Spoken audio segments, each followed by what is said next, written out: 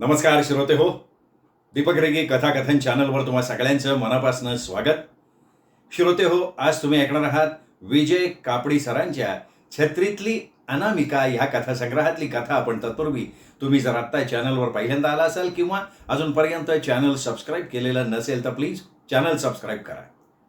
ऐकूयात विजय कापडी लिखित पक्याचे कारंजेवाले बूट. माझा बालमित्र प्रकाश हत्तंगडी उर्फ पक्या तसा बारा आहे. हट्टाकट्टा नौजवान आहे, वृत्तीनं नम्र आहे, बोलण्यात पटाईत आहे. त्याने हल्लीच एक चांगली मोठ्या पगाराची नोकरी सुद्धा पटकावलेली आहे आणि व्यसन म्हणाल तर सुपारीच्या खांडाचं सुद्धा नाही. साहजिकच एक चांगलं स्थळ असा त्याचा लौकिक, गरजू आणि उत्सुक वधूपित्यांच्या कळपात पसरलेला आहे. पण त्याचं एकच फॅड आहे.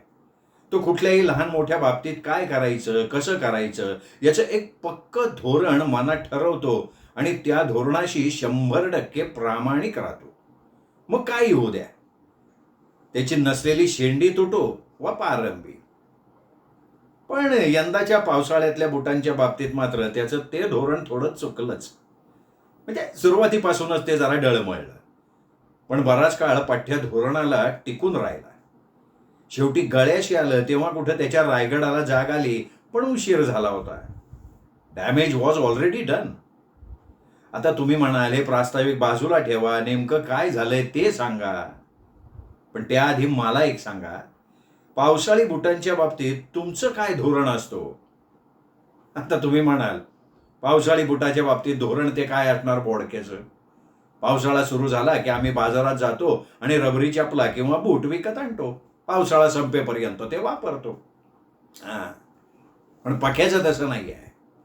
पावसाळी बुटांच्या बाबतीतही त्याचं एक धोरण आहे आणि ते नेटानं टिकलेलं आहे. किंवा आता होतं असं म्हटलं तरी चालेल. ते धोरण असं की एका वर्षाच्या पावसाळ्यात घेतलेले पावसाळी रबरी बूट 2 पावसाळे उलटेपर्यंत वापरायचे.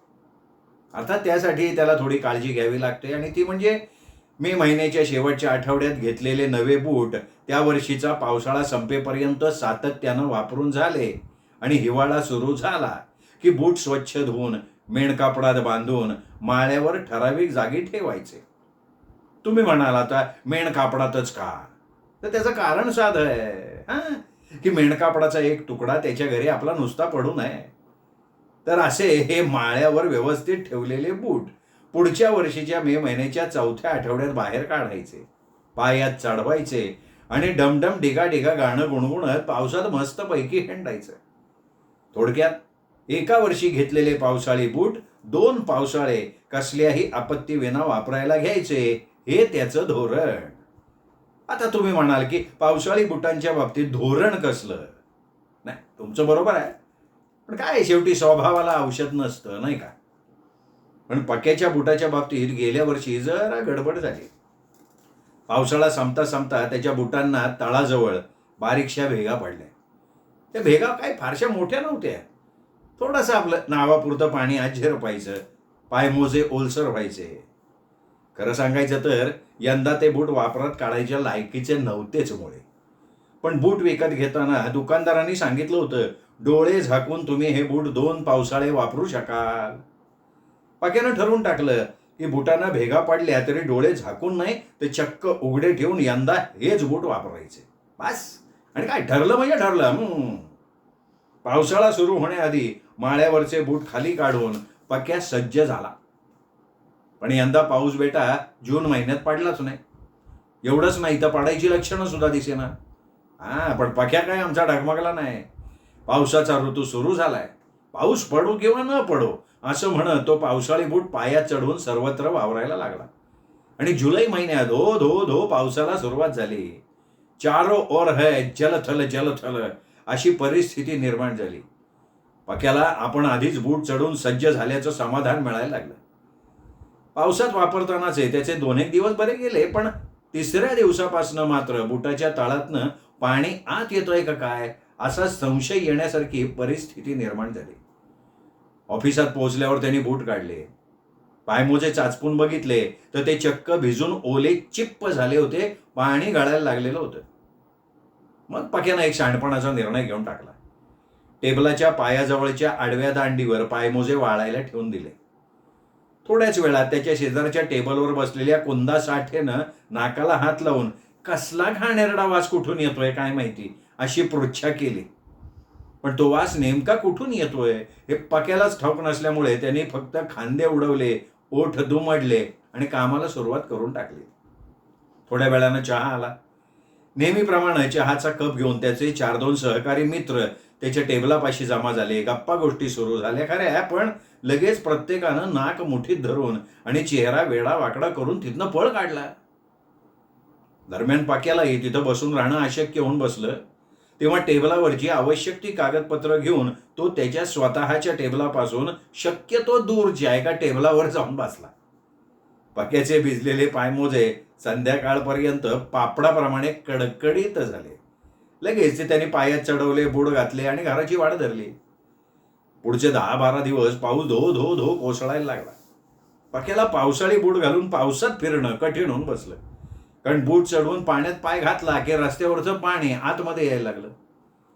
हळूहळू त्या प्रकारात प्रगती अशी झाली की पाण्याबरोबर आता चिखल सुद्धा आत यायला लागला. ओले पायमोजे टेबलाखालच्या दांडीवर वाळत टाकण्याचा कार्यक्रम उरकणं कठीण होऊन बसलं त्याला. कारण एव्हा ना आजूबाजूची हवा पक्याच्या पायमोज्यामुळे दूषित होतीये याचा पत्ता सहकारी मित्रांना लागलेला असावा. कारण बाहेरून ऑफिसात आल्या आल्या बूट पायमोजे का काढून ठेवतोय हा असा प्रश्न त्याला विचारण्यात आला. त्यांची कटकट नको म्हणून पक्या 1-2 दिवस ओले पायमोजे पायात ठेवूनच बसून राहिला. परिणामी बरोबर 3ऱ्या दिवशी त्याला गाठलं की सर्दीनं. नाक चोंदलं, शिंका यायला लागल्या, डोकं जड होत असल्याचा भास व्हायला लागला. एकूणच काय पक्याचा जीवच झाला हैराण. या पेच प्रसंगातनं मार्ग काढण्याकरता पक्याने डोकं खाजवलं. त्याच्या तल्लख मेंदूनं संदेश धाडला की एअर फ्रेशनर म्हणजे हवेत ताजेपणा आणण्यासाठी जो स्प्रे म्हणजे सुगंधी फवाऱ्याची बाटली मिळते ना ती आणायची आणि पायमोजे वाळत टाकताना साईड बाय साईड सुगंधी फवारे उडवायचे. या फवाऱ्याच्या बाटलीची किंमत 150 रुपयाच्या आसपास होती. त्यात नव्या बुटाची जोड विकत घेणं सहज शक्य होतं. पण आपल्या तत्वाशी प्रामाणिक राहू पाहणाऱ्या पाक्यानं सुगंधी फवाऱ्याची बाटली विकत घेणं पसंत करून टाकलं. कोणत्याही परिस्थितीत आपले बूट 2 पावसाळे वापरायचे या धोरणाशी काडीमोड घेणं पक्याला काही पसंत नव्हतं. एकदा ठरलेल्या धोरणाला बाधा आणून चालण्यासारखं नव्हतं. स्वतःशीच प्रतारणा करणं पक्याला मान्य नाही. तर ब्रीफकेसमध्ये सुगंधी फवाऱ्याची बाटली ठेवूनच पक्या सर्वत्र वावरायला लागला. पायमोजे वाळत टाकायचे असतील आणि ते वाळत टाकायलाच लागत होते ना, त्यावेळी पक्या पायमोज्यावर सुगंधी फवारा मारत असे, पण त्याच वेळेला असं म्हणतात सुद्धा तो फवारा उडवत असे. साधारणपणे त्या पुढचे 15-20 दिवस असे गेले आणि अचानक पावसाने मारली दडी. रस्त्यावरची डबकी सुकून गेली. रस्ते साफ सुधरे दिसायला लागले आणि पक्याने समाधानाचा सुस्कारा सोडला. कारण आता निर्धास्तपणे पावसाळी बूट पायात घालून वावरणं शक्य झालेलं होतं. पायमोजे वाळत घालायची किंवा सुगंधी फवारे उडवायची झंझट दूर पळून गेली होती.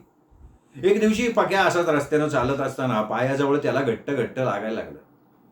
डांबरानं माखलेला दगड वगैरे बुटाच्या तळव्याला चिकटलं का काय म्हणून पक्यानं बूट रस्त्यावर चालता चालता घासून बघितले. परिणाम शून्य. नेमकं काय घडलं असावं म्हणून उभ्या उभ्या पाय किंचित वर करून त्याने तळाकडे बघितलं आणि त्याला धक्काच बसला. बुटाच्या फाटलेल्या तळातून पायमोज्याचा भाग बाहेर आला होता. त्या पायमोज्याचा बोळा झाला होता, बोळा. त्यामागचं कारण शोधण्याचं कष्ट घ्यायचं काही कारण नव्हतं. कारण पायमोज्याचं इलॅस्टिक झालं होतं सैल. इतकं सैल की पायमोजा पायात जडवून झाल्यावर काही क्षण तो वर राहत होता, पण पुढच्या क्षणी त्राण नसल्याप्रमाणे घोट्याजवळ शरण गेल्यासारखा पडायचा. पायमोज्यानं बुटाच्या फाटक्या तळाचं निमित्त करून बाहेरचं जग बघण्यासाठी बाहेर यावं ही बाब पक्याला अजिबात पसंत पडली नाही. त्यांनी ताबडतोब चांगलं नवं तगडं इलॅस्टिक असलेले पायमोजे विकत घ्यायचं ठरवलं, पण त्यांनी पुढच्या क्षणी तो विचार सुद्धा मनातनं काढून टाकला. कारण पावसाळा चालू असेपर्यंत आणि त्यातच तेच पावसाळी बूट वापरायचे म्हटल्यावर नवे पायमोजे घेणं म्हणजे पैसे अक्षरशः पाण्यात आणि चिखलात सुद्धा टाकल्यासारखं होतं. त्यामुळे ₹1-1.5 मिळणारी इलॅस्टिकच्या पट्टीची जोडी त्यांनी खरेदी केली. पायमोजे चढवून झाल्यावर ते इलेस्टिकच्या मदतीने असे काही जखडून टाकले की बुटाच्या तळाला पडलेल्या भोकातून बाहेर डोकून बघायची त्या मोज्यांची हिंमतच खच्ची झाली. या नवीन सुधारणेमुळे पक्या मनातनं आनंदला खरा, पण पावसाने पुन्हा जोर धरला.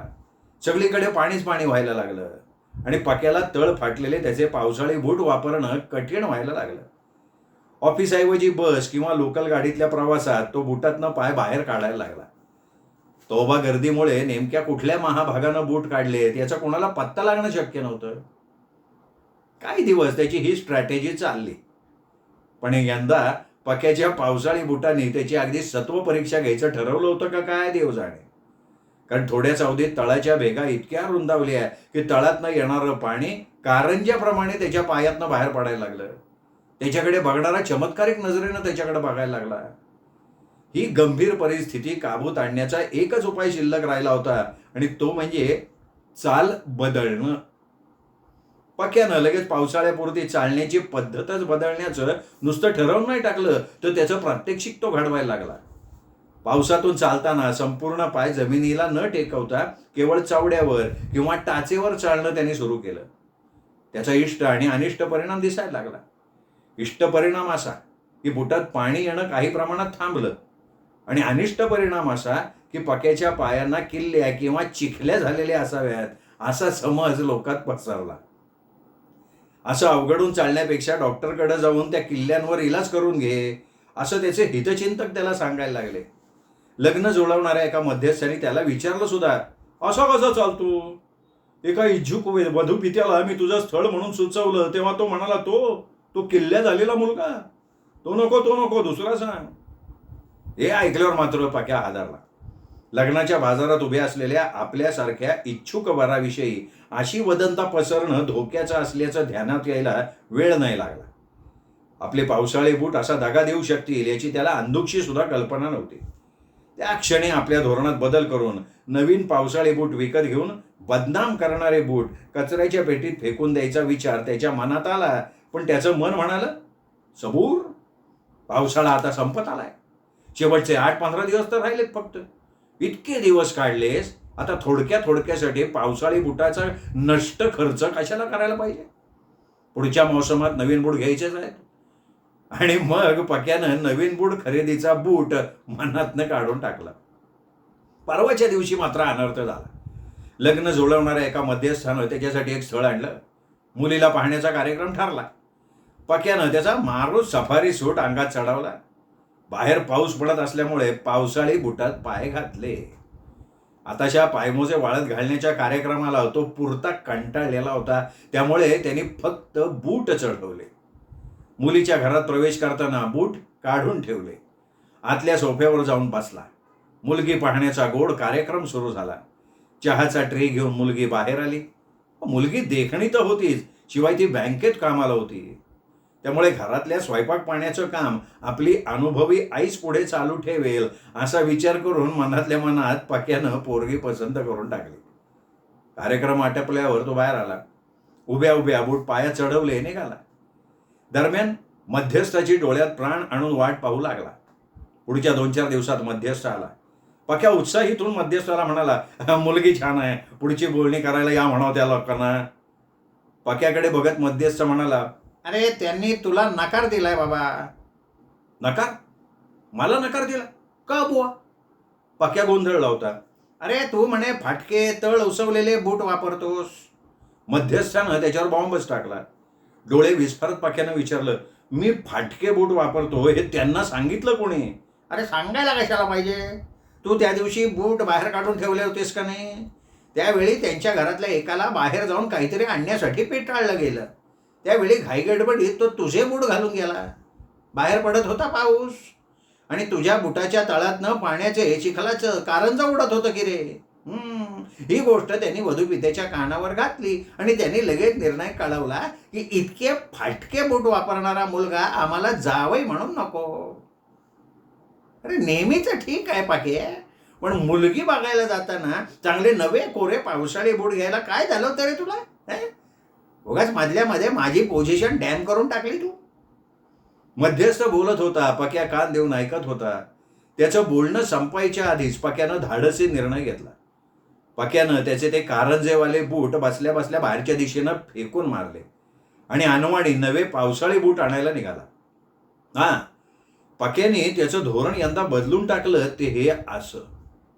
एक सांगायचं राहिलं, त्याच्या त्या नव्या पावसाळी बुटात असं काहीतरी सामर्थ्य होतं की खरेदीनंतर आज तागायत पावसाचा टिप्पूसही पडलेला नाहीये. आता बोला.